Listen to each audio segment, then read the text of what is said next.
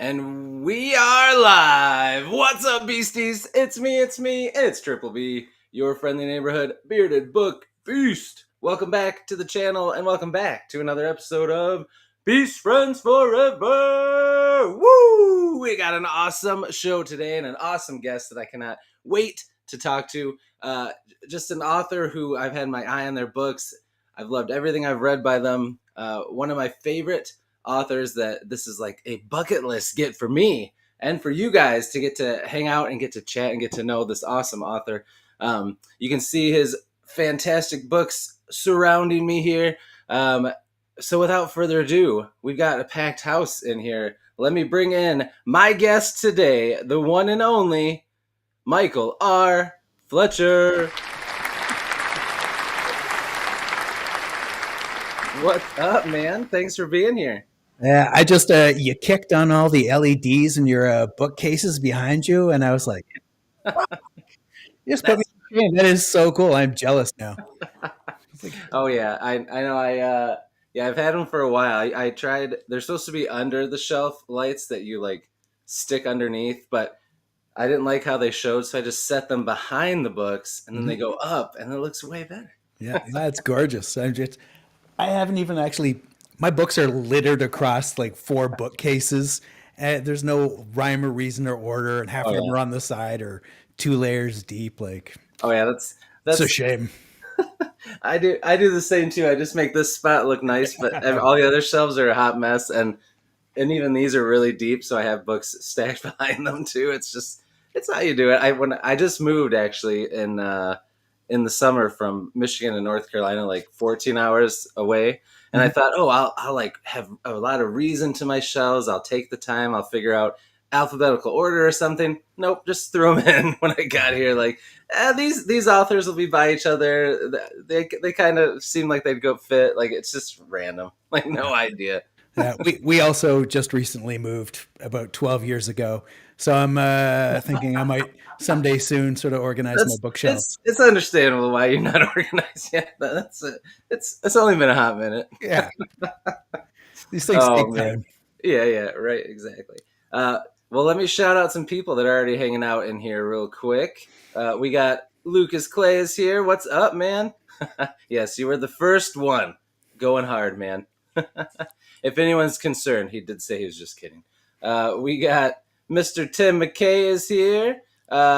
Bearded Book Beast channel member and awesome indie author. He's been on the show before. Check it out if you haven't yet. And then we've got Michael Varney, another awesome YouTuber and soon-to-be debut author in 2026. What's up, man?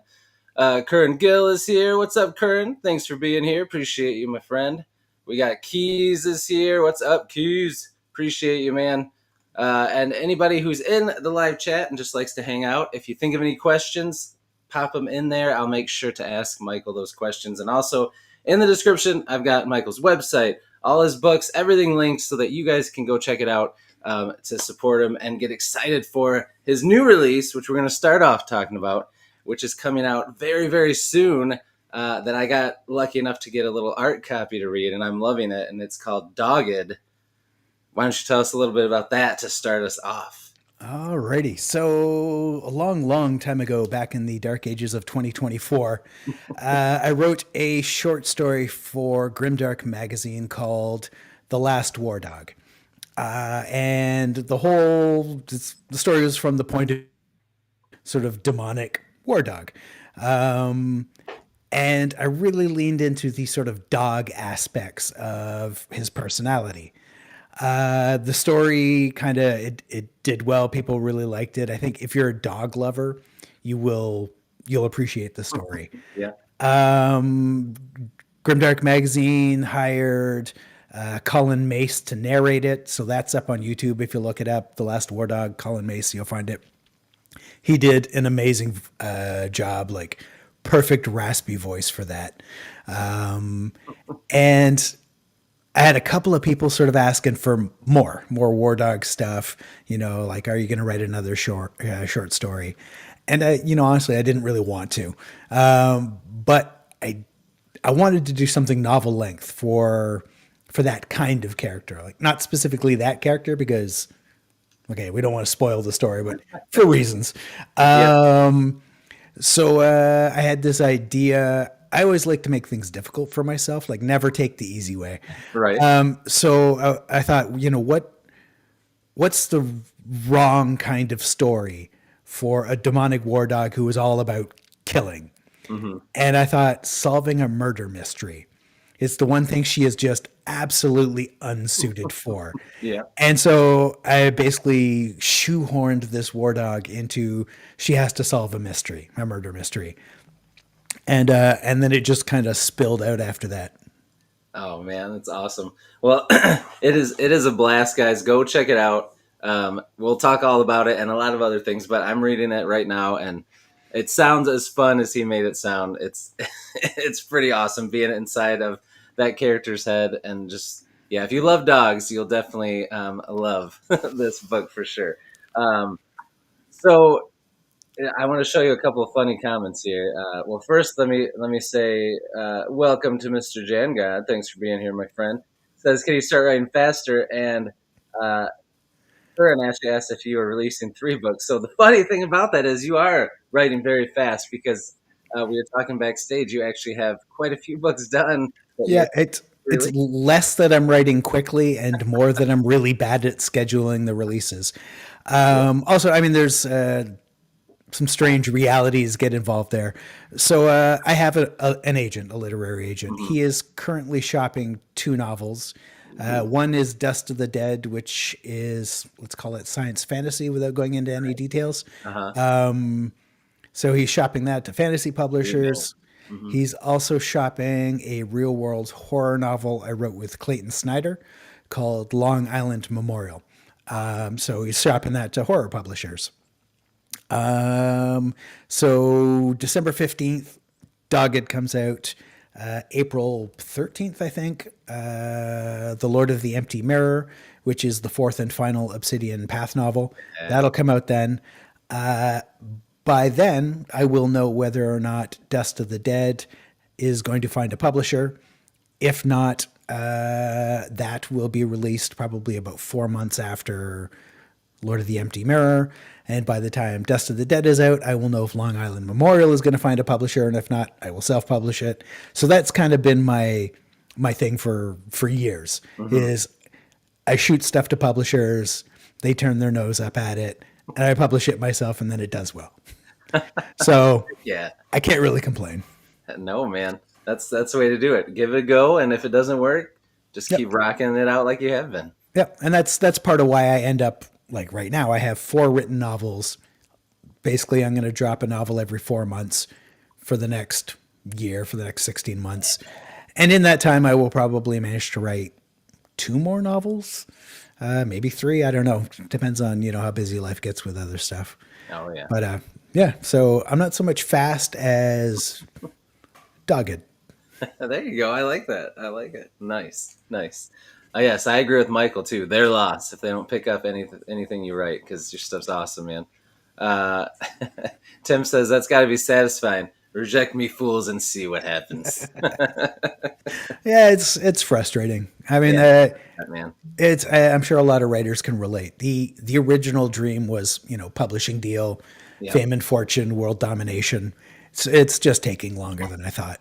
right. Yeah, just keep at it, man. So 2 more good questions. The chat's got some awesome questions here. Lucas asked if you'd written any Warhammer fantasy.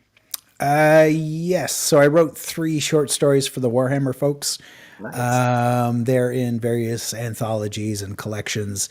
I can't remember the names of any of them, but if you look me up on Goodreads, I think they're all listed in my bibliography there. So yeah, I did write some short stuff for Warhammer. They asked about doing novel length stuff, but the pay wasn't there, so it kind of just Hmm. wasn't really quite worth my time at them. No. Well, and you got all your own things you're working on too. Yeah, You don't want to push that to the side unless they're going to really make it worth your while, for sure. yeah, exactly. Um, Curran said, "How many of your books besides Beyond Redemption did you get trad pubbed?" So Beyond Redemption and Swarm and Steel are my 2 traditionally published novels. Everything else has been self-published. Very nice, man. The first book of each series has been shopped to publishers Hmm. and soundly rejected. I don't. It doesn't make any sense to me. Like for how well your books do and how much people love them. Like, I mean, you have proof. The proof's in the pudding, and Yep. they still didn't. I can't even. I just can't even believe that they didn't at least pick up the rest of the manifest. What is it? Yeah, Manifest Illusions. Yeah, Yeah, Beyond Redemption, it just for traditional publishing, it was a flop. Like it just didn't sell enough for them to be interested in crazy. book two. I saw it everywhere for the Yeah. longest time. I thought it was but who knows? They have their own rules. Yep. It's like BMI, right? Yeah. I It's mean, like if you're not super skinny, you're obese, right? Same thing with publishing companies, right? If yeah. you don't sell a billion copies, it was a flop. Yep. Oh, yeah. Crazy. Uh yeah, Curran, I agree. Is it because your books are too weird? I don't get either. I don't. They're definitely like super cool weird, but maybe who knows? Yeah. It's going to be Dust of the Dead is going to be interesting. So I wanted to try something different. Yeah, I sent it to a pile of writers and writer friends, just sort of hoping like some of them would read it and maybe say something nice about it. The results I got back, Mark Lawrence, Rob Hayes, Ben Galley, Dirk Ashton, ZB Steele, like a whole pile of amazing authors raved about the book. oh, that's awesome. So I included all of that in the submission Hmm. package. So the publisher, the first thing they see, the first thing they have to Yeah, ignore is this list of a dozen well-known yeah. authors raving about this book. So they have to get past that and then decide, nah, fuck it. That's brilliant, man. Yes, Michael's right. That is a solid stack of names. You can't beat that, dude. That is amazing. That's brilliant to put it that way. To have that be what they see, so I they thought it can't. was worth a try. Yeah, But that's awesome.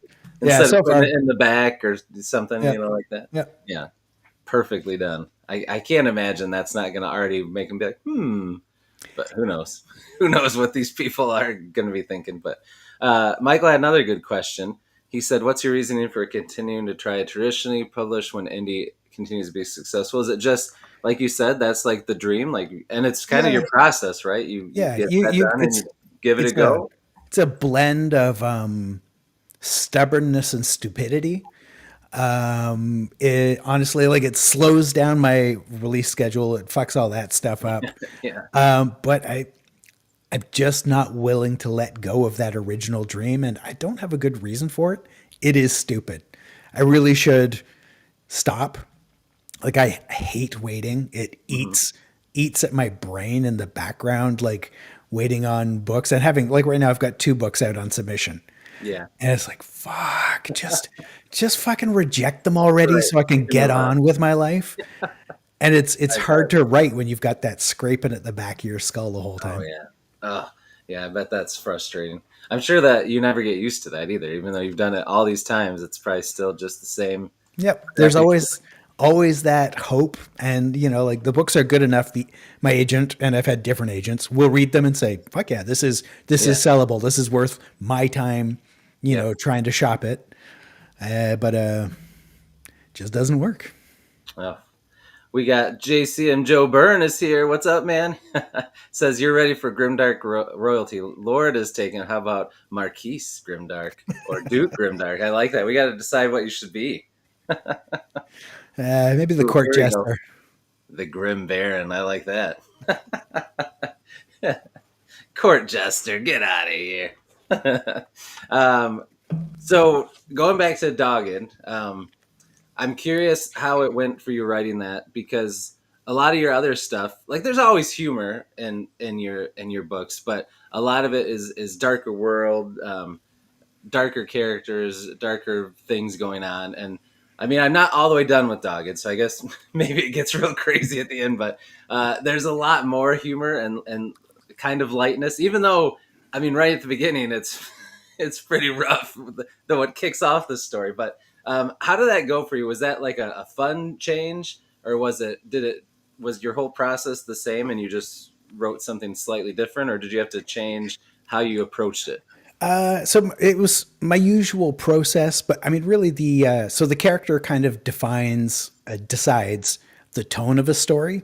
I mean, like I pretend that it's me deciding, but it's not me. Yeah. And so the main character for Dogged is this war dog. She's this lumbering killer demon, but like her personality is very much based on canine behavior, and so I sort of set out with a set of rules, like things that she can't understand, that she just totally misses. Like Yeah. war dogs don't have a sense of humor.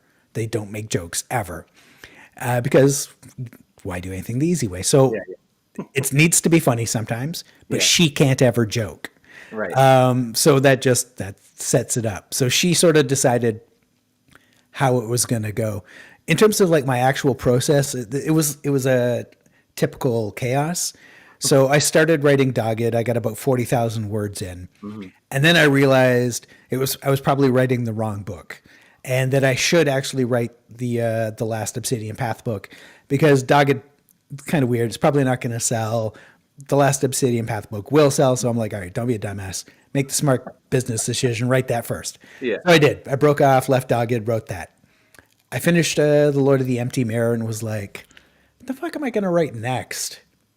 Couldn't decide. I screwed around for a couple of weeks trying to decide what to write. And I'm looking through this folder of, story ideas I have. I'm like, Yeah. oh, Dogged, what the fuck is this? Because I'm a dumbass. I open it up. There's a 40,000 word start to You're a like, novel oh there. yeah. I'm like, oh, I wonder if this is any good, because I couldn't remember it at all. So I read it, and I had so much fun reading that first 40,000 words. I was like, oh Oh fuck, yeah. I gotta finish this. That's So awesome, man. that's my process. Just bounce mindlessly from shiny object to shiny object like a Uh, squirrel on crack. I like it. You should just put that at the top on your website, man. That's just oh, that's good stuff. Yeah, I agree with Tim. Dogged's accidental jokes are the best. That's what makes it so funny, is they don't even realize they're being funny. Oh, so good. Sam Wise is here. What's up, Sam? Thanks for being here, man.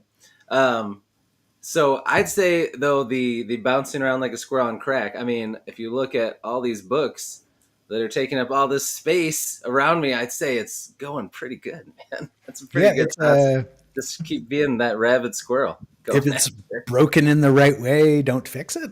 That yeah, exactly, exactly.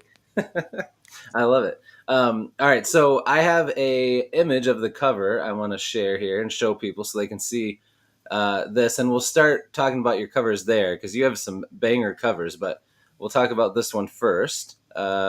Just give me a minute because this makes me share it, and then I also have to add it to the scene. Then I have to make it bigger, and there we go. So there it is in all its glory. Pretty sweet. So tell us about this cover. How did you who was your cover artist? How did it come about? And was this kind of what you envisioned, or did you have some back and forth on the cover? Okay, so this artist is Thomas Reiger out of Poland, if I'm remembering correctly. I've never worked with Thomas before, so I'm always looking for new artists. Hmm. So when I'm, like, don't feel like writing, I'm usually trolling ArtStation, sort of stalking artists. And basically, I started off, I think I typed in werewolf because I Oh, wanted to see people who had, because that werewolf was like my closest to a war dog. I'm yep, like, yep, if somebody can do a cool werewolf, they can do a cool war dog. yep. And Thomas had, I can't remember, one or two really cool looking ones on his ArtStation page. So I reached out to him. We chatted back and forth about cost and all that stuff. And I sent him a sort of description of what I envisioned, which wasn't this at all. And he came back with like a very rough of this that was so much cooler than what I'd pictured. Yeah, I was like, all right, forget everything I said. You're actually, weird, an artist, and better at this than I am. So I was like, fuck yeah, you nailed it. Just run with that, polish that up. And he did, and I fucking love that cover. oh, me too, man. It looks so good. It's awesome. I Yep, love it. I love the fact that the main character, is not the attractive guy in the front. Yes, I know. He's this sort of like he's this tiny little weakling compared to her. Yeah, I know. I love seeing that too on the cover because like when I first started reading it, I was picturing them being, hulking and stuff. But I was, when you think about a war dog, I was like, okay, are they like human size? But then like when I looked at the cover image, I'm like, oh no, they're like huge, like Oh yeah, way bigger than humans, which is so yeah, cool. yeah, So yeah, I love that cover, man, and it fits the story too because you look at the war dog and they're terrifying looking, but there's blue skies and like I don't know, it's just got like this fun vibe to the cover too. yeah. So and it fits the Friendly book. colors, Yeah, yeah, friendly, yeah, happy colors, and this yep. hulking killing machine. It's spot on. It's awesome. So yeah, I loved it, man. Very well done. I'm sure you had to have been happy with that for sure. Oh yeah, like, ridiculously happy. He smashed that out of the park. I mean, basically, he sent me that. I've now he's doing the Lord of the Empty Mirror cover art. That's what he's working Oh, on nice. next. And I'm going to use him again for the cover art for book 3 of the Insanity editions for the Obsidian Path stuff. Yeah. So he is. I mean, that one cover, basically, I'm going to keep him employed for the next year, doing an absolute shit ton of stuff. Oh, that's awesome, man. Very cool. Uh, so let's well first before we move on to all your other books and stuff I want to talk about, for Dogged, it comes out on the 15th, but people can pre-order it now. I've got the link down in the description. But tell them a little bit about how that is going to work because you're having paperbacks come out for to be available before ebooks, which usually it's the other way around, which I think is kind of cool. Yeah, so Amazon doesn't allow pre-orders for paperbacks, Hmm. which is annoying. But what are you going to do? Yeah. So originally, I set up the pre-orders for December 15th for no particular actual thought out reason because Yeah. it's not the way I do stuff. And then I started fucking around with the interior layout and design stuff for the paperback. Got that all finished. People kept sending me messages asking about the paperbacks. Are there going to be paperbacks? When's the paperback going to be available? It amused me to release it first. So I love it. I think December 8th the paperback should go live and will be available. December 15th the ebook, and it'll be available on KU if you do that as well. That's awesome, man. And I don't know. When I was thinking about that, like it's it's kind of a genius thing. Like it's just kind of a fun thing to do. But if people like your readers that love your stuff and you know they're going to get your new book, like sometimes I'm sure if the ebook's available first, people grab that and they're like, I'll wait on the paperback. But if they really want to read it and the paperback's there on the 8th, they might just buy the paperback. So who knows? It could be a really genius thing that more people It's start doing. so unlikely. Nothing you do ends up being a genius move, right?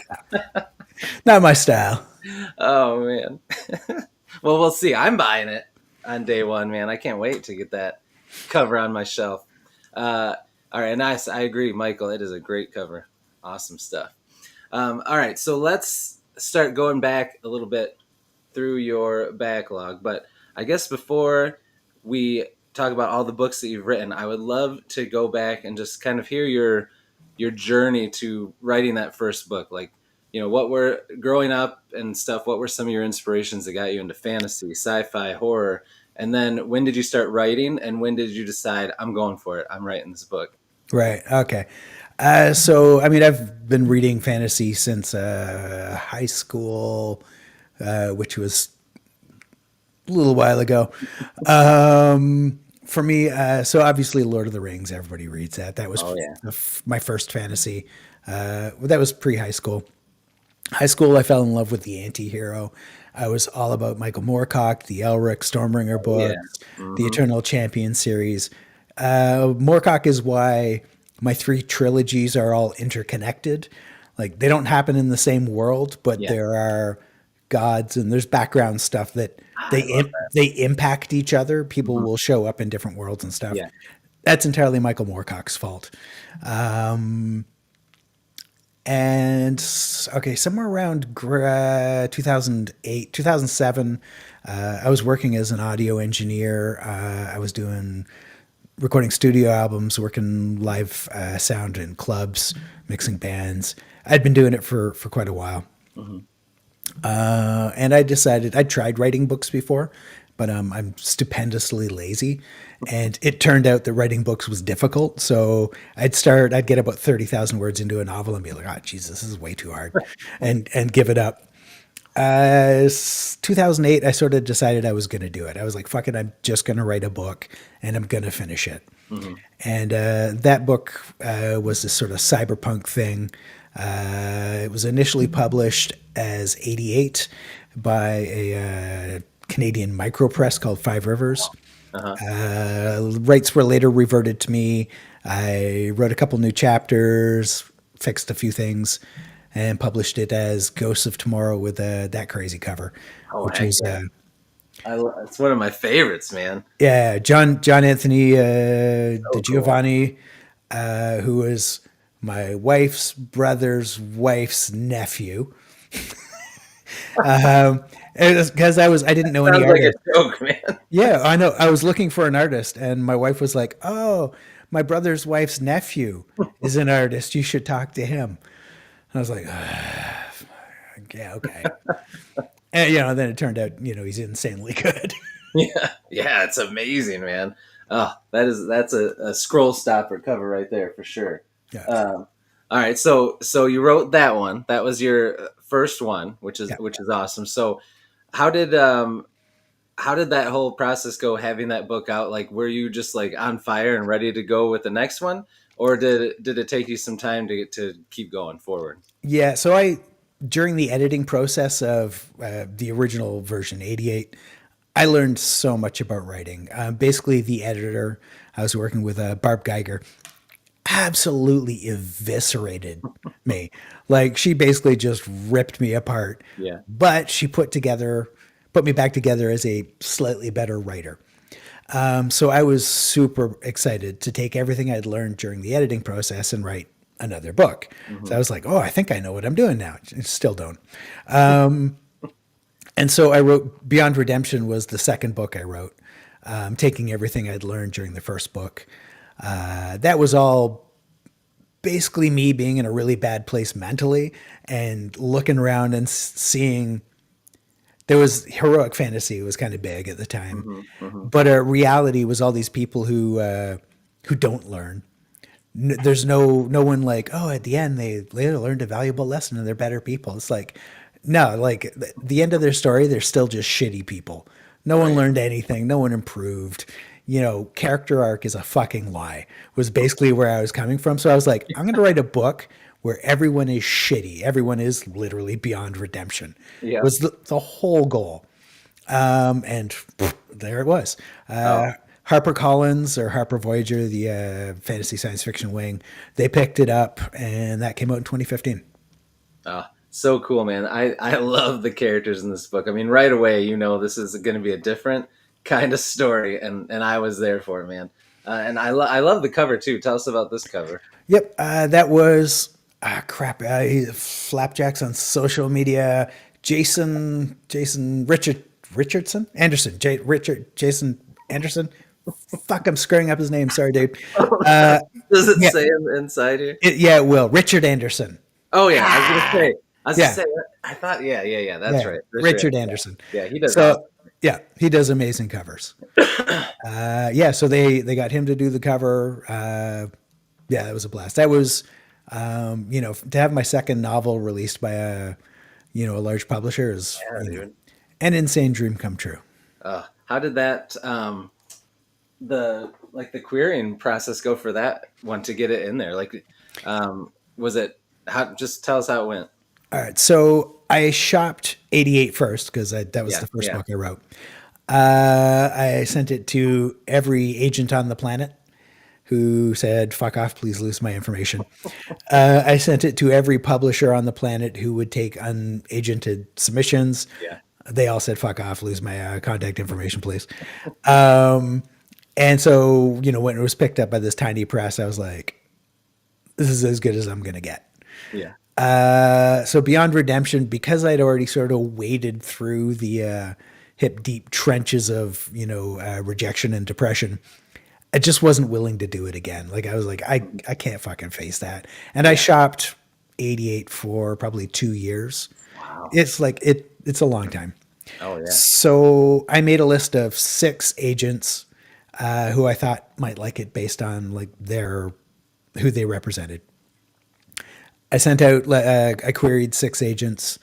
Cameron McClure at the Donald Mass Agency responded, asked for the full manuscript. Basically, she loved it. And, within a couple of months, I had an agent signed. She started shopping it once we'd sort of cleaned up a couple of things. We got offers from Titan and Harper Voyager, and the rest is history. Man, that's awesome. So now at this point, was there like, are you somebody that was like, all right, this is awesome, but the odds of it happening again, who knows if it will? Or were you like, I made it, man. Oh yeah, no, All my I am. books are going to be traditionally published now.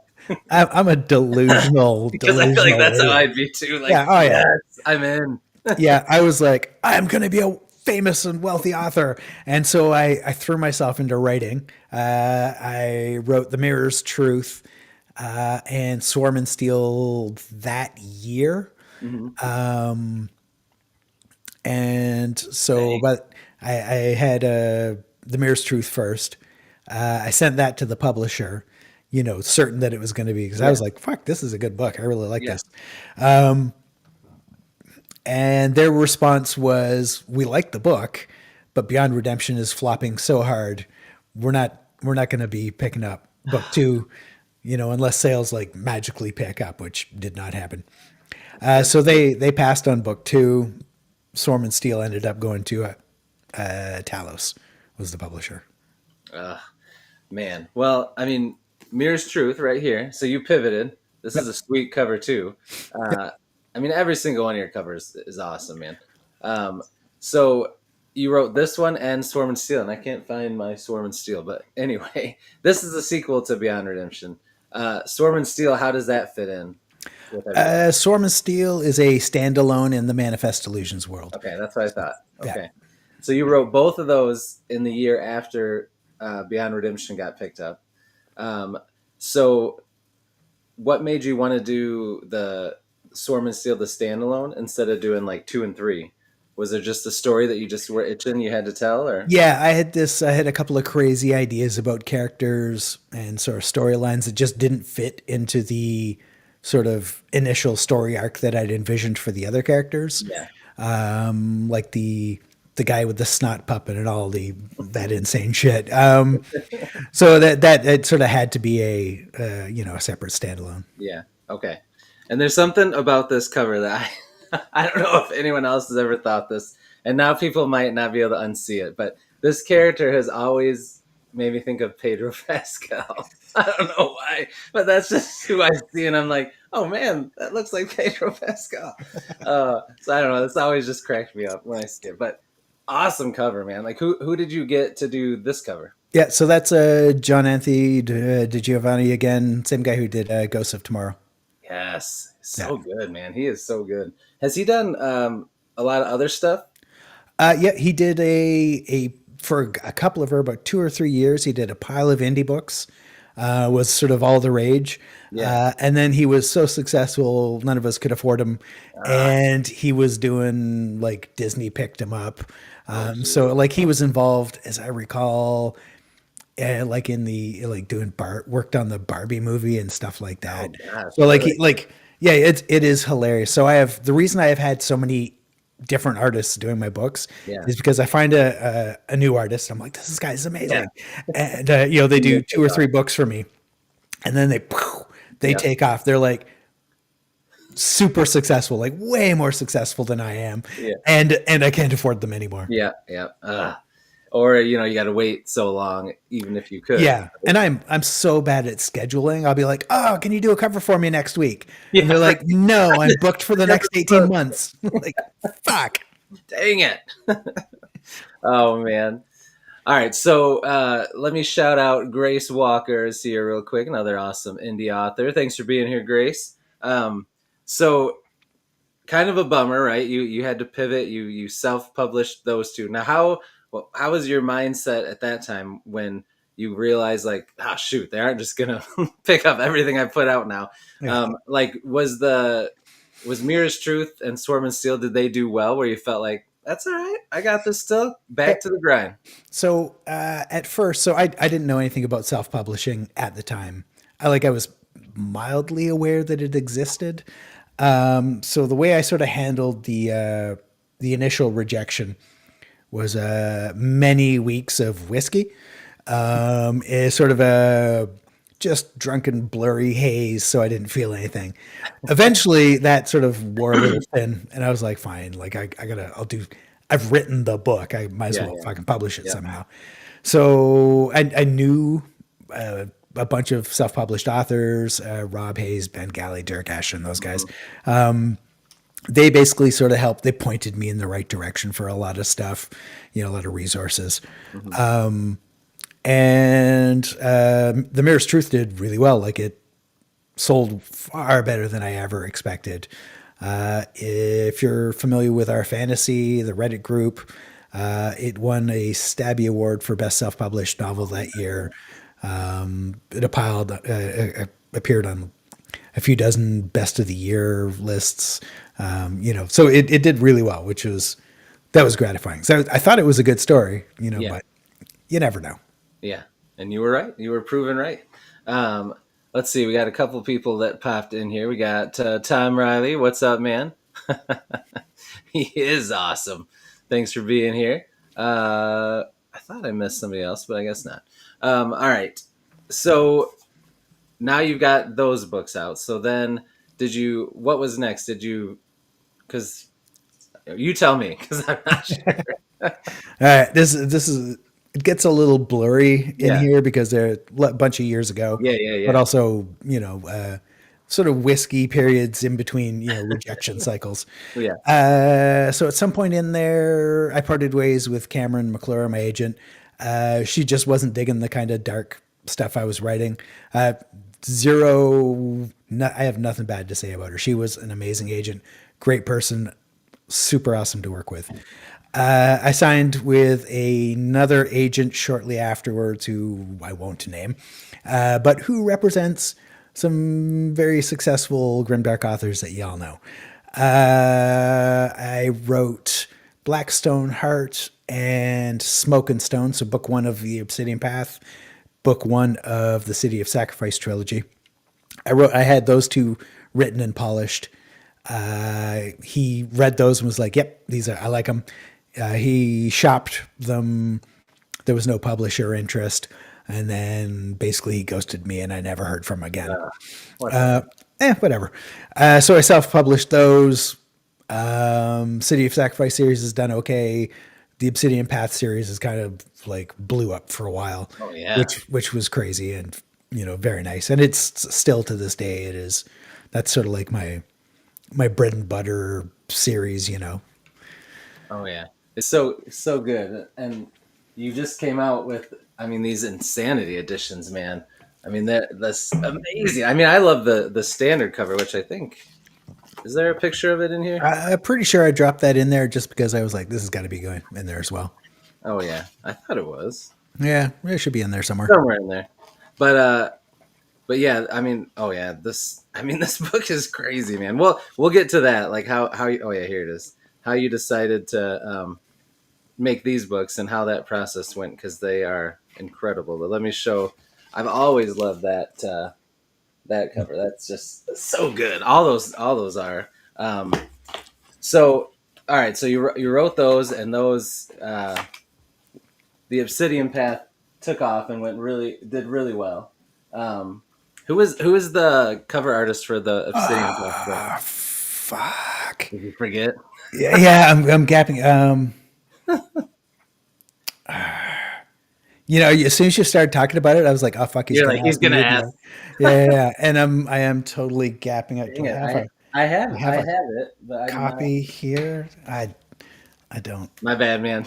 That's it's all right. That's my fault. Son of a bitch. So the same artist, he did, and he's awesome artist, awesome dude. He did the all three Obsidian Path books, Yeah. the paper, the original release. He did all three of the City of Sacrifice covers as well. Oh, I can't. Let's see. In this Insanity edition, it says the interior illustrations were Andrew Molesky, uh, Simone Tometa, Stas Borodin, Peng Lu. I think did this one right. Yeah. Peng Lu did the cover. Fuck, did I even forget to mention him on the material Oh choice? gosh, I'm making it worse, man. That's oh wait. Hold on. Shit, I have a beaten up copy here. That's Because what happens when you have like 1,000 books, man. Felix You can write so. Ortiz. Oh yeah, Felix I was Ortiz. gonna say, I I knew can't. it was a big name. Yeah, I gaffed out. Felix Yeah, Ortiz. Yeah. Yeah, yeah. another one And that he's the man. He's God, amazing. huge. Yeah, Yeah. you do. You're people basically what if anyone is an artist and they watch this, they need to do a book cover for you because then their career is just gonna take off. Yeah. It's Basically, what is the yeah. answer? Yeah. So Ghosts of Tomorrow was John's first cover art. Yeah. I think Felix Ortiz, if Blackstone Heart wasn't his first, was it? Did he? No, he did a Smoke and Stone first. If that wasn't his very first cover, it was certainly one of his first covers. And both those guys, like, soon afterwards just took off. And were Yep. skyrocketed. Oh yeah. I'm surprised that Jeff Brown didn't do any covers for you since he's so big right now. Yeah. He got successful before I found out about him. Yeah, yeah, exactly. Oh man. All right. So at this point, you've at that point you'd already released a lot of stuff.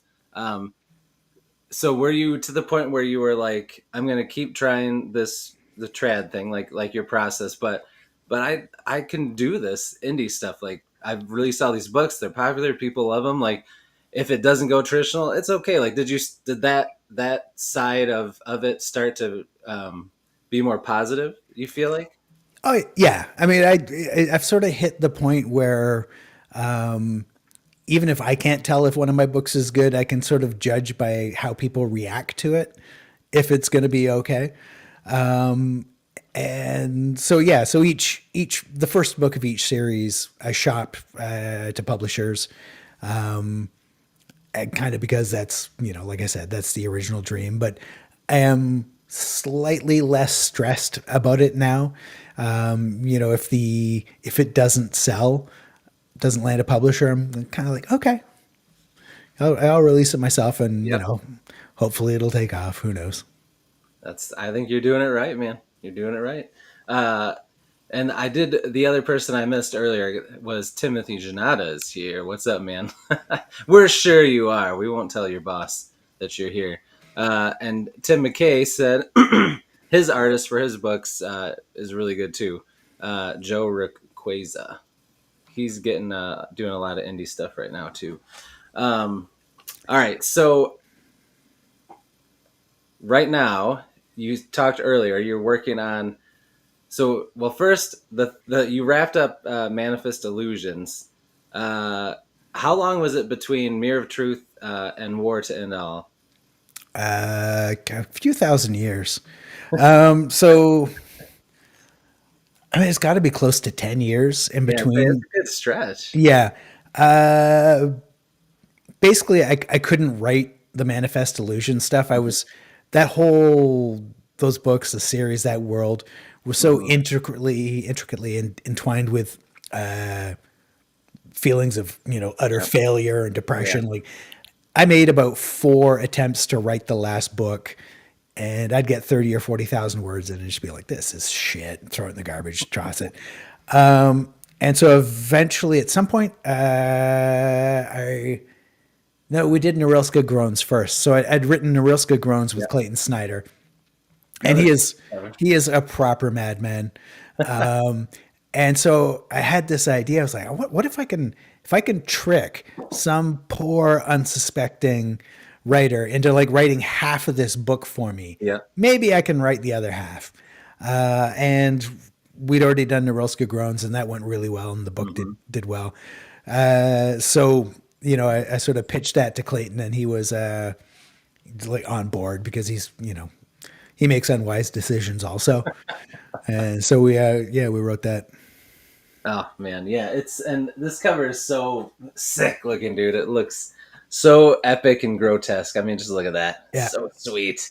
yeah, that's Andrew Molesky did that one. Oh, nice. I love Andrew Molesky stuff. Yeah, I love how all this comes through the typography too. So yeah. sweet. So how did that feel when you released this? Like that you finally got it out? Like I mean, that had to feel good to just wrap that up. Oh yeah, that one. That was the fact that that wasn't finished and that I was having so much trouble finishing it really Mhm. pissed me off and ate Oh at me yeah. for a long time. So that felt good to have that. And I don't want to say too much about it because it's the last book and I don't Yeah, want to yeah, spoil yeah. stuff. Yep. But Yep. for me, there was never any other way that story could end. Like anyone who was like, "Oh, I wonder if there's going to be a happy ending to this series," I was like, "You're not fucking paying attention." You haven't been reading it. Oh man. So how was reception to that one? Like were people excited when it finally came out and stuff? I think fairly mixed. There are people who love it and we're like, this is like you actually managed to step up the insanity and it's completely mental. And like who agreed, who saw that there was no other way to end it. And Yeah. there were people who were like, I think they were disappointed that it wasn't Beyond Redemption again. Mm, They wanted more of the same maybe, yeah. or they just didn't like the approach I took. But I mean, That's how it goes, right? You gotta weirdly, make everybody happy. I'm not really writing books for you people. So Oddly enough. fuck you. I feel like if that's what's happening, where people love it or they're like frustrated, either way, that's good. You're making people feel something, you know. So I say that's good, and people obviously are reading it. So I think it's awesome, man.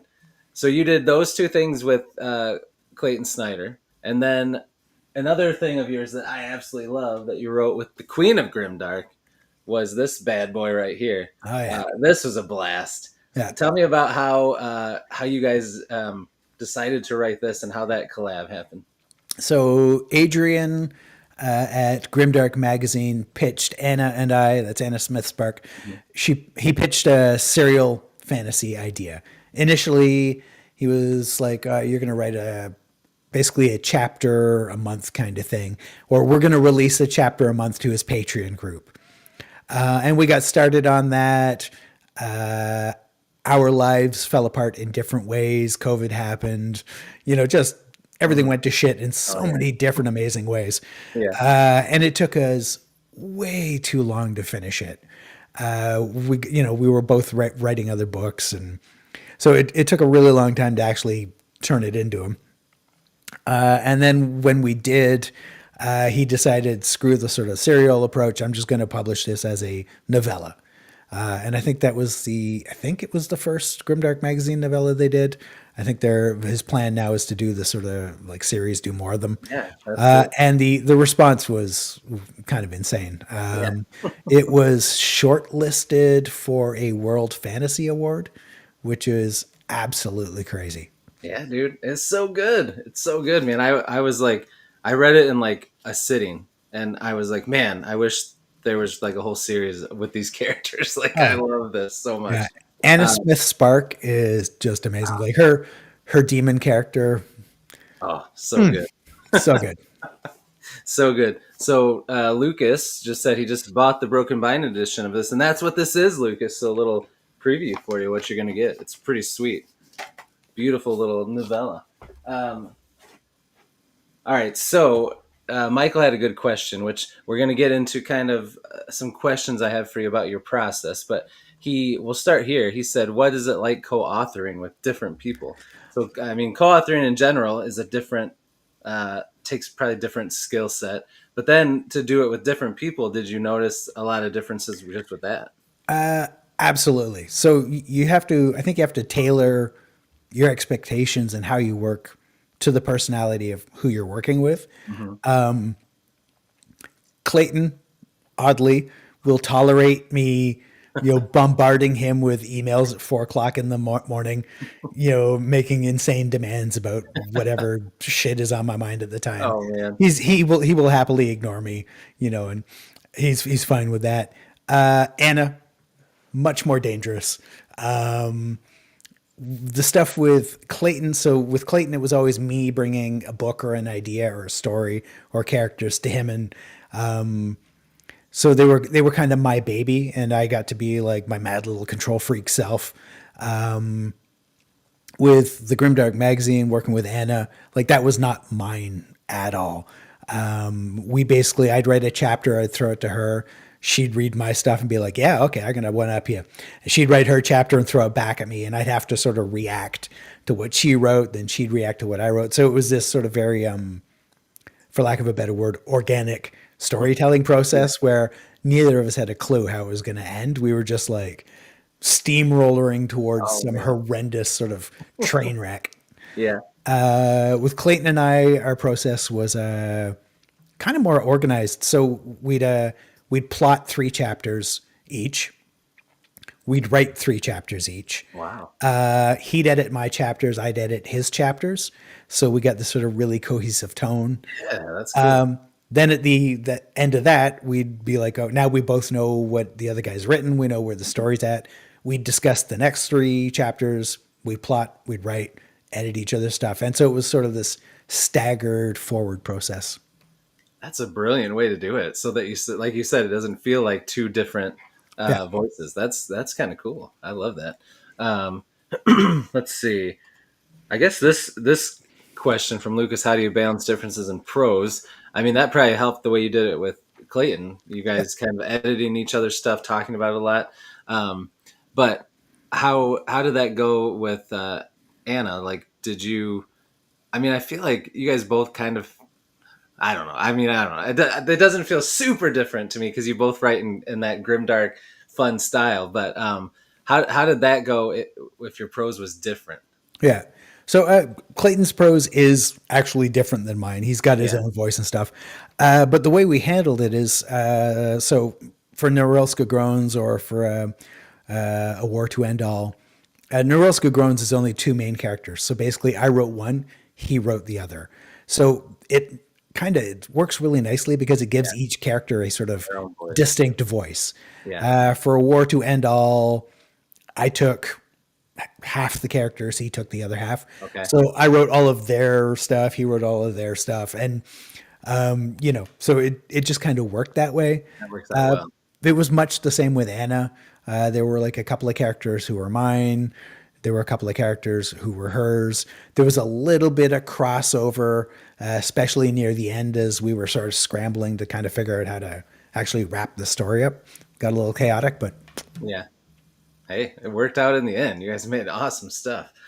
So how did if you guys split characters, but then you did it that way with 3 chapters?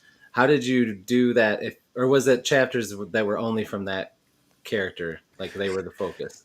yeah, so I mean, Norelska Groans was the easiest because it was Yeah, literally one just straight up. one character each. So my character was Cat. I'd plot 3 Cat chapters. His character was Jen. He'd plot or Gen. I'm not sure how he pronounced it. He'd plot 3 of his characters' chapters. We'd see so it was all done in shared documents, shared drives, Mm-hmm. so we could look at each other's chapters. And for the first kind of 2/3 of the story, we knew that the characters weren't going to interact much. And when they got close to each other, we'd spend more time talking back and forth about what they were doing and where different people were. But basically, the first 2/3 of the book, there was almost no interaction. So it was kind of you're Oh, writing one story, I'm writing a yeah, completely different story. It's yeah, only when we hit that sort of like, okay, now you were sort of like, train wrecking towards the end of it. Now it's, like the last bit was just constant back and forth, keeping track yeah. of everybody. Oh, yeah. That's so interesting. Well, you guys pulled it off because all of your collabs, I feel like, are fantastic. So, all right. So that leads us into writing process. So I have a few questions I always like to ask because I've done, I think this is like 128 of these, and I ask the same questions and it's always different answers, which I love.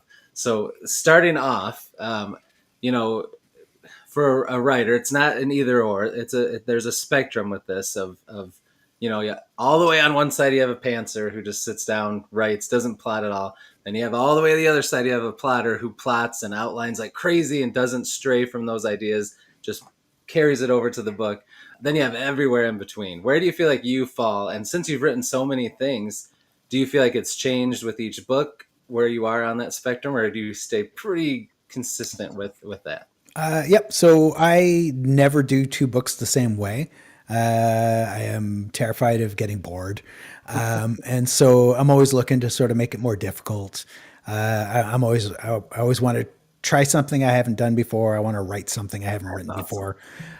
So there are books where I would do an insane amount of world building first, plot out everything, hyper detailed magic system, history, world stuff, detailed characters.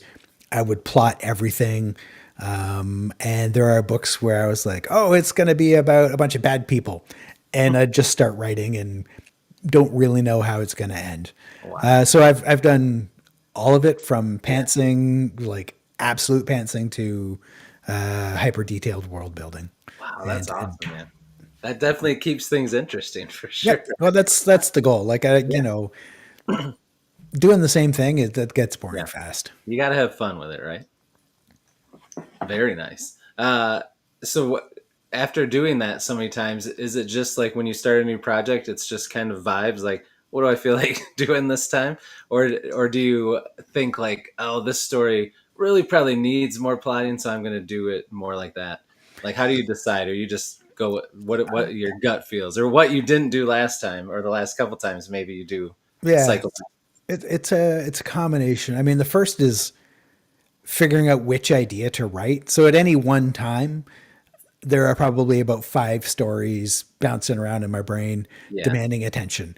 And so I have to look through, I got to figure out which one actually sort of deserves the, investment of time to become a novel. And then I got to figure out how to serve that story. So depending on the kind of story you want to tell, that will actually define for me my approach. So Yeah. if I want to write a hyper realistic far future science fiction novel, I have to understand everything. Hmm. And that means I'm going to be doing an absolute fuck ton of research first. Yeah. And I did this because I had this crazy idea for a far future science fiction. I did a ton of research, started plotting it, and I kept running into this sort of block, this wall where I couldn't make humans useful to the Hmm. story at all. And it basically just ground to a halt. And so Oh it's no. sitting in a folder waiting for me to someday maybe get back to it. Oh. And then Dogged was, oh, I'm going to tell a story about a dog. And just, Oh man, but you came back to that one and finished it off. yeah. So there's hope for that sci-fi one. Um, all right, that's a cool answer. I love that. So next question is, I think that you write like action and battle scenes really well, but I feel like that's not always easy, especially when someone's starting out. So early on, and as you've gone through, do you feel like it was something that just came natural to you, or did you have to kind of study, action and battle scenes from books and things that you liked and kind of figure out how to put your own spin on it?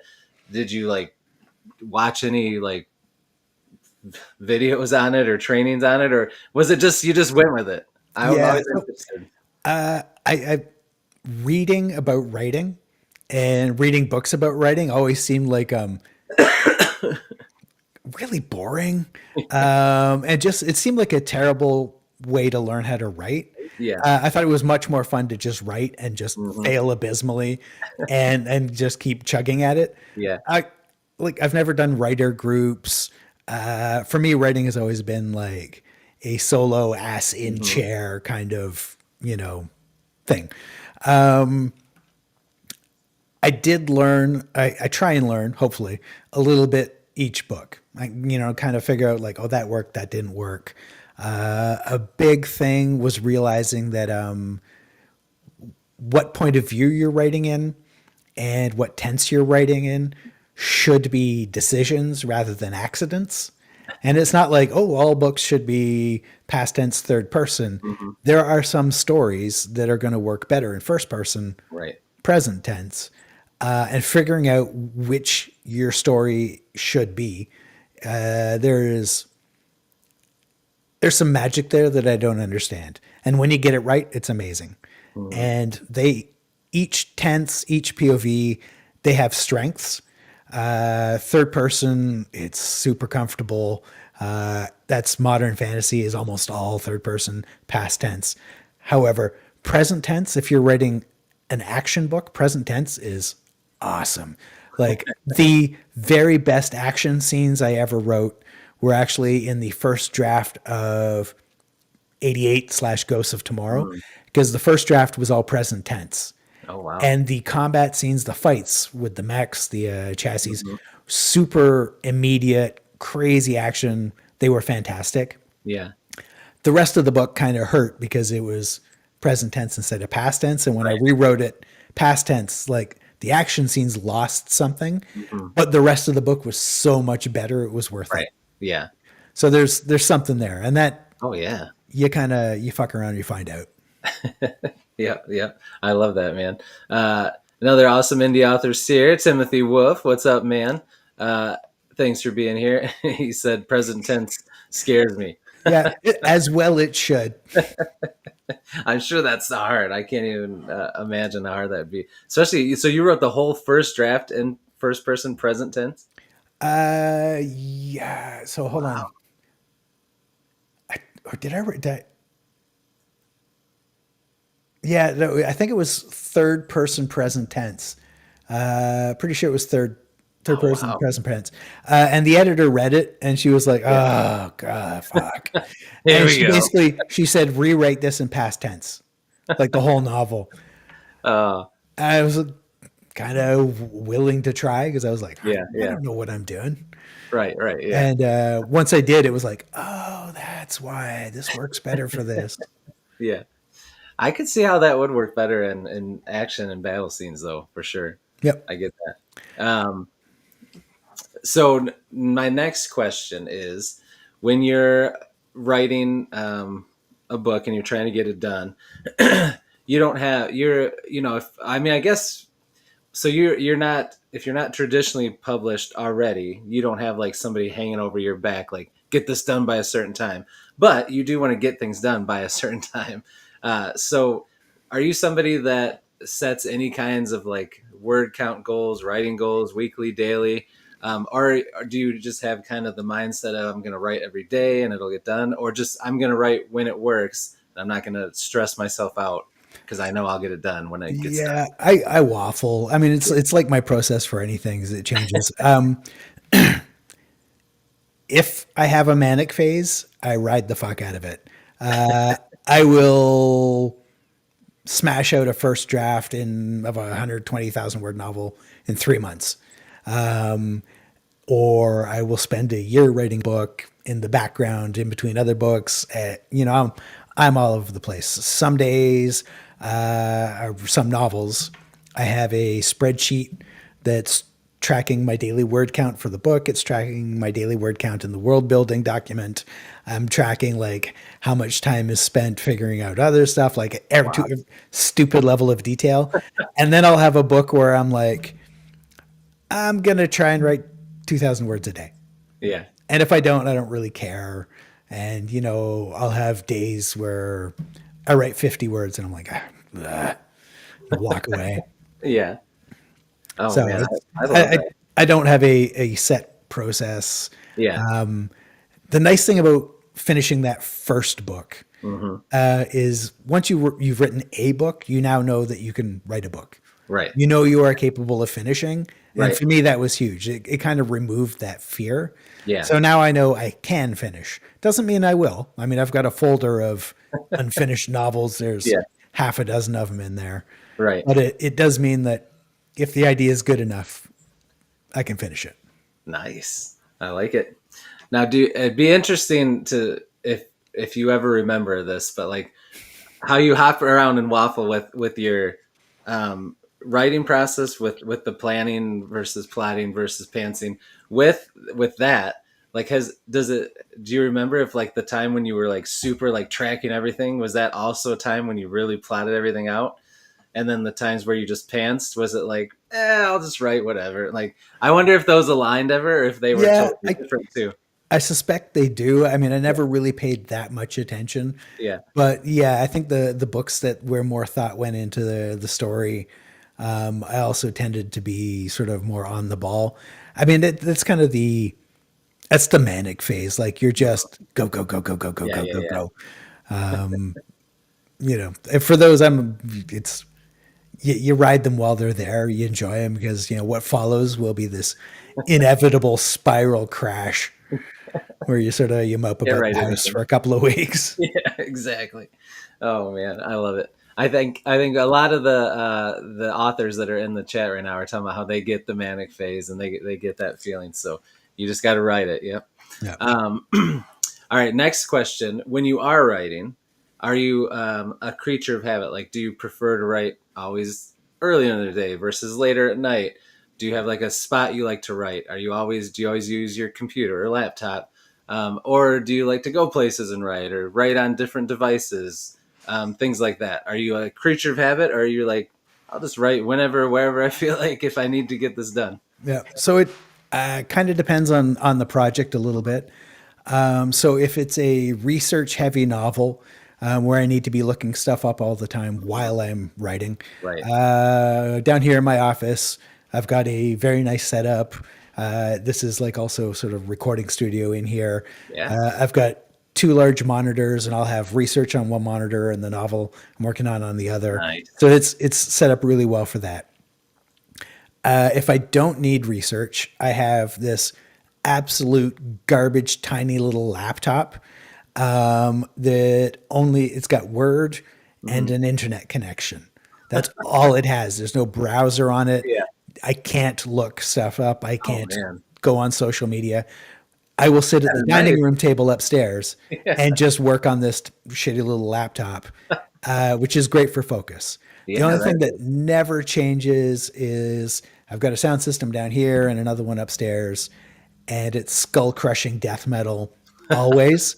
And Yeah. that basically is to create a wall between me and reality. Hmm. So, you know, I'm distanced. I'm separated from reality by this. Can't understand what the guy's saying. Doesn't Yeah. matter. It's Yeah. just this wall of aggression, and that's my like my quiet happy place. I love that. That was going to be my next question was like ambiance, background noise, music. So that's always that. And it's not like, it doesn't matter with the scene you're writing or anything. It's just, if you're writing, that's what you want. You want that Yeah. block. Yeah. Okay. I've got a couple of different playlists, and some books, I mean, they'll be artist specific. Like Dogged was written entirely to In Flames, basically just all the In Flames albums on one huge playlist. And it's like, go. And they just like dishware in the kitchen rattling, and, you know, Very nice. yeah. I like that dishware in the kitchen rattling. I like it. So you really crank it up. Oh, yeah. Like, I don't want to hear my neighbors arguing. Yeah. Yeah. I don't want any of that. Oh, that's awesome, man. I love it. Okay. So we're over an hour. I want to respect your time. I usually like to end with a few questions about you so we can get to know you outside of writing. Do you have time for a few more questions? Yeah, sure. Awesome. All right. So first one, I always like to start with something easy. What is Michael R. Fletcher's favorite color? Black. Yeah. And my daughter would be like, that's not a color, it's a shade, you dumbass. I love it. I love it. All right. Nice. Now, has it always been black, even from when you were a kid? No, when I was a kid, it was red. Oh, well, that fits. That's like kind of your thing, black and red. I love it. Yeah. Nice. Okay. Next question. What's your favorite food? If you got to pick what your family's eating, you get to pick. What are you going out? Are you staying in? What Oh, kind of food are you getting? we're definitely staying in because if I go out, if I leave the house, there might be humans out there, and I don't really do humans. So my wife's Italian, and she does these homemade pizzas, which are Oh, insane. It's this thing where the more you eat, the more you're going to eat. You don't get full. you Yeah. have one and you're like, oh, I need another one. You have another one, you're like, fuck, that was so good. I'm gonna have a couple No. more until Oh you're no. just sort of bloated, on the sofa going, oh, what the fuck happened? Yeah. What happened to me? Yeah. Oh Zero dang. con- zero control. Oh, those sound good. You can't beat that, man. Dang. Yeah. Good choice. Good choice. All right. All right. So next question. Um, you have to put on the thinking cap for this one. So we know that you're awesome at the writing thing, but what's a talent or a hobby? Doesn't just have to be a talent that you have that we don't know about. I have no idea what people know about me. I'm not a fucking clue. So I'm initially a musician. Oh, nice. I played guitar in a metal band around Toronto Yeah, for a man. while.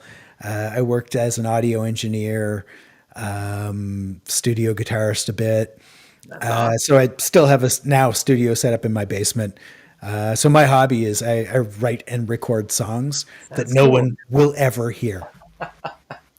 Come on, you should put them out, man. Yeah, sometimes I post stuff on YouTube for the three Okay. people who like pay attention there, but I mean it's kind of I have to be careful to keep that a hobby Yeah. because I mean it was a hobby, and then I Right. thought, it'd be amazing. What if I made money doing my hobby? Yeah. And I did for 15 or 17 years. Yeah. And after 17 years, your hobby is a job. I was Yeah. like, fuck, I don't want to do this anymore. But writing had become a hobby, and I Yeah. was like, what if I can make my hobby, my job? And so now here I am, like 12 or 13 years into writing, and it's starting to feel like work. Yeah. Yep. Yep. Yeah, that's true. When you've done it that long, yeah, that's how it goes. Oh yeah, here we go. Michael's got an idea for you. Put out an album for every book.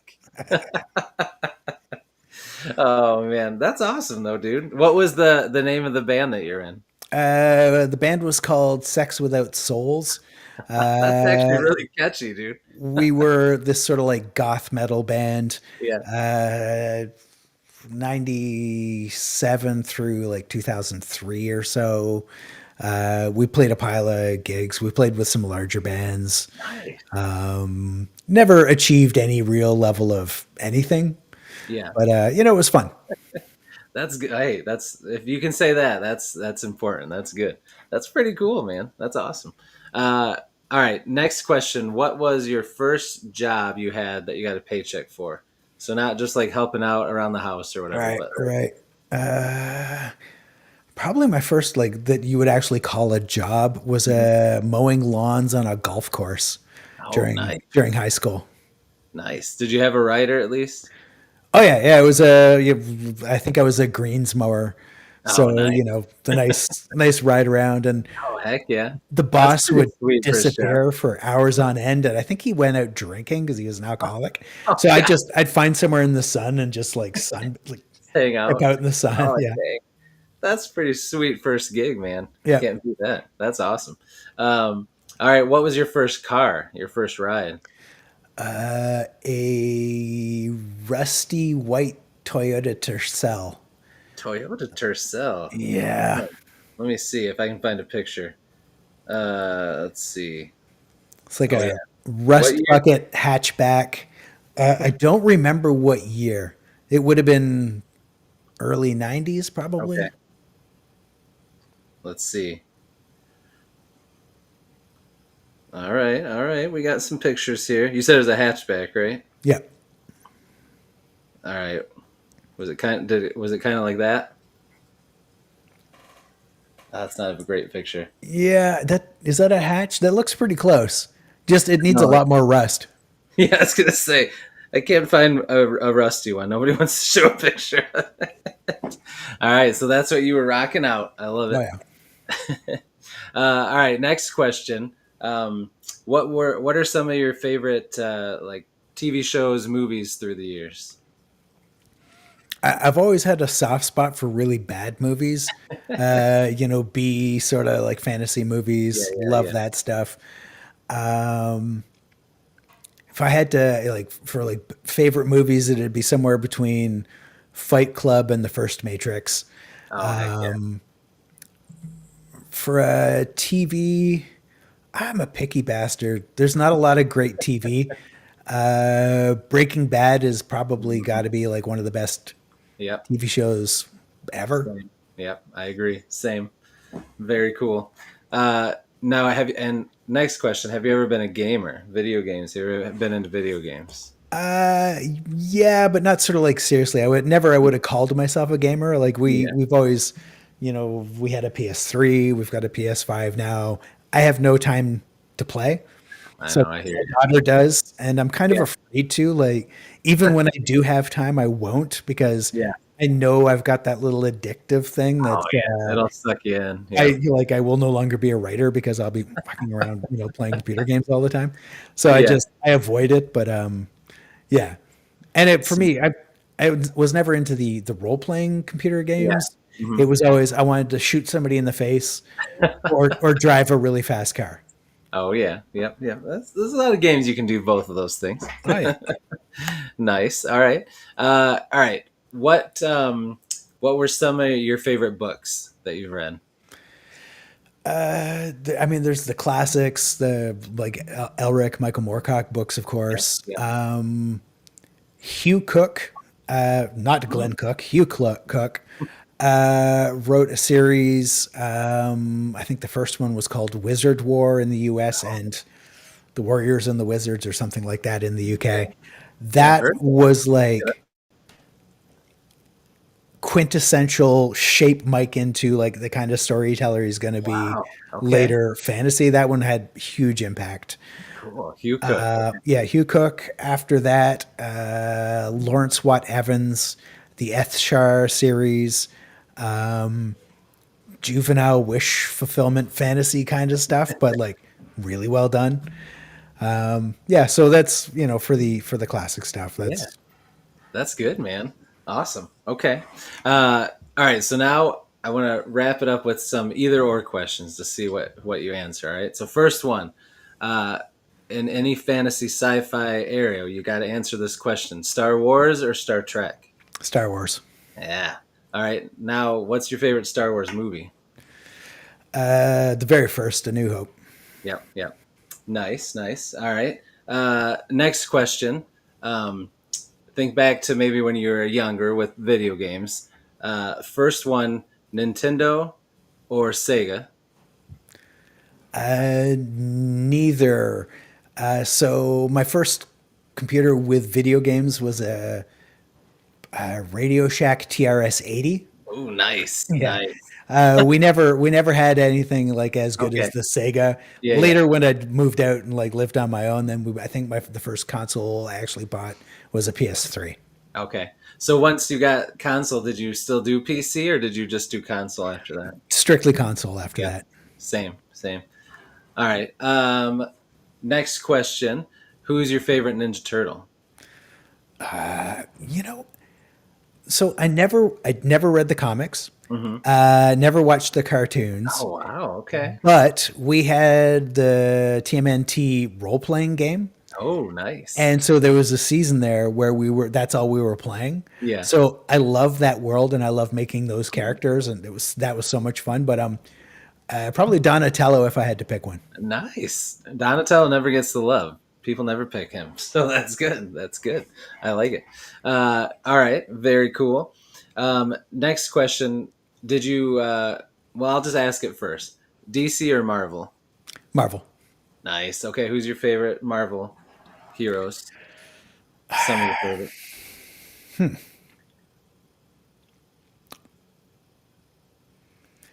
Damn. That's tough, isn't it? Yeah, it's I honestly I'm blacking out on blanking on that. Like I don't know. Both of them. I mean, DC always to me seemed oddly juvenile. Like they never quite managed to target an older market, and Yeah. apparently I might be older. Marvel was better at that, but then after the whole like end game stuff, they just Hmm. jumped the shark so hard Oh, yeah. that I lost all interest. Like I haven't watched any Marvel shit since then because each time it was sort of I mean, the kind of went the DC route where it's like, oh, you're targeting 14-year-old Yeah. boys. I This know. isn't. I'm not your target market anymore. Yeah. Like, oh, okay. I know, I know. I hope they get back on track, but we'll see. But yeah, I agree. Yeah, I always liked the kind of like with books. I love character driven stuff and flawed characters. So I always loved like Daredevil, Punisher, Mhm. um, and I mean I love Spider Man. I guess he is flawed too, but he's a little more squeaky clean than others. But those are the kinds that I always like because I love Batman, but like overall I like Marvel better. But Batman's my guy. Love Batman. Yeah. So hopefully James Gunn can do him right. We'll see. We will see. All right. I think that's it. All right. So we'll wrap it up here. But before I go into all my ending stuff, first I just want to say thank you, man. I appreciate this. This has been a blast. Like I loved just hearing about your story, picking your brain about things. And yeah, it's been a blast. This is called Beast Friends Forever, and now you are a Beast Friend Forever. So anytime you have something coming out and you want to come on and promote it, or you want to just come on and chat about anything, let me know, and I'd love to have you back anytime, man. So Awesome. Yeah. Thanks for having me. It's been a pleasure to hang out. It's been a lot of fun. thank you. Good. I'm glad. So before I go into my ending thing, I'll give you the floor to shout out or talk about anything else you want to talk about before we go, Oh, fuck. or just to remind people that Yeah. dog. All right. So go to the your local Amazon, whatever that is, depending on where you are. Dogged up for pre-order. It's a very fluffy rom-com fantasy. It's all about some people who own a pub and they learn important life lessons. You're really going to enjoy it. Or order the Lord of the Empty Mirror, the final Obsidian Path novel, is also up for pre-order. There's no pretty cover art, so you'll have to wait for that. You know it's gonna be awesome. Yeah, it's gonna be crazy. Awesome, man. And all that stuff's in the description down below, so make sure to click down there. So thank you again, Michael. Thank you, chat. You guys were awesome, as always. Thank you to everybody watching on replay. We appreciate you as well. Everybody have a great rest of your day. Thanks for hanging out with us. We appreciate it. Go check out Dogged. It's really good, I'm telling you, and get excited for all the awesome things Michael has to come. And while you're waiting, he's got, as you heard here, one heck of a backlog, a catalog of books. So there's a lot to read if you're not caught up. So go check it all out. And we will see you in the next one. And until I do, as I always say, devour your TBRs, be brave, be beautiful to one another, and be beastly. We'll see everybody. Have a great day. Have a good weekend. So All long. right. Traw.